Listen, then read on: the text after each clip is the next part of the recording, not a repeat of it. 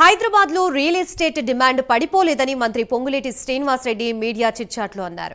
చంద్రబాబు రాగానే అక్కడికి real estate రంగం తరలిపోతుంది అనేది ప్రచారం మాత్రమేనని పొంగులేటి స్పష్టం చేశారు.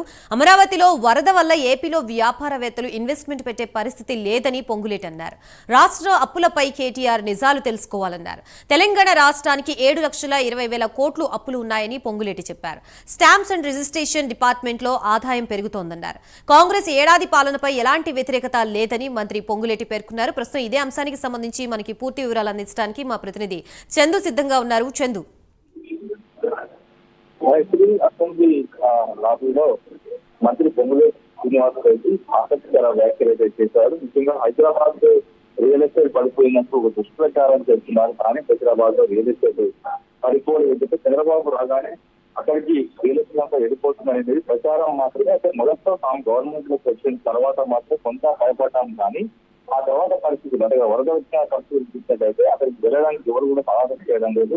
హైదరాబాద్ లేదంటే బెంగళూరు వెళ్లే పరిస్థితి ఉంది. కానీ అక్కడ అమరావతిలో అయితే ఎవరు ఇన్వెస్ట్మెంట్ పెట్టే పరిస్థితులు లేరు అంటూ కూడా ఆయన వ్యాఖ్యలు చేశారు. అదేవిధంగా హైదరాబాద్ సంబంధించి ప్రజల్లో భయం అయితే లేదు. మొదట్లో తప్పుడు ప్రచారం జరిగినా ఇప్పుడు నిజం తెలుస్తున్నారు ప్రజలంతా. కాబట్టి హైదరాబాద్ ఎలాంటి ఇబ్బందులు చెప్పారు. మరోవైపు అప్పుడనే కేటీఆర్ నిజాలు తెలుసుకుని మాట్లాడాలి, అన్ని అబద్ధాలు మాట్లాడుతున్నారు. ముఖ్యంగా ఆర్బీఐ సంబంధించి లీజ్ చేసినటువంటి ఏదైతే 3,60,60,000 అప్పులు మాత్రమే బీఆర్ఎస్ ప్రభుత్వం చేసిందని కేటీఆర్ తెలుసుకున్నాయని కూడా అవాస్తవాలు చెప్పారు. ఎందుకంటే కార్పొరేషన్ లోన్స్ కూడా తీసుకున్నారు కాబట్టి వాటితో కలిపి మొత్తం లెక్కలు బయట పెట్టాలి. కార్పొరేషన్ పేరుతో చేసే అప్పులు సైతం ప్రభుత్వ ఖాతాలోకి వస్తాయనేది కేటీఆర్ తెలుసుకోవాలని చెప్పారు. మొత్తంగా 7,20,000 కోట్లు తెలంగాణ రాష్ట్రానికి అప్పులు ఇచ్చి వెళ్లిన చరిత్ర బీఆర్ఎస్ పార్టీని బీఆర్ఎస్ ప్రభుత్వాన్ని అని కూడా ఆయన చెప్పారు.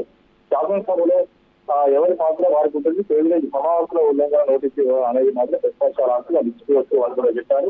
అదేవిధంగా కేసీఆర్ కూడా ఈసారి అసెంబ్లీ సమావేశాలకు హాజరు కావాలని తప్పకుండా కేసీఆర్ సభలో కూర్చున్నప్పుడు తాను మాట్లాడాలని కోరిక నాకు వ్యక్తిగతంగా ఉంది అని కూడా ఆయన ఆసక్తికర వ్యాఖ్యలు చేశారు.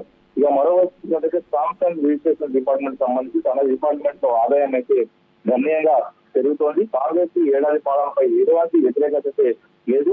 వైఎస్ఆర్ రాజశేఖర రెడ్డి ముఖ్యమంత్రిగా ఉన్నప్పుడు కూడా ఇలాంటి ప్రచారమే జరిగింది. కానీ 2-3 ఏళ్లలో అన్ని సర్దుకున్నాయి. అప్పుడు ప్రభుత్వానికి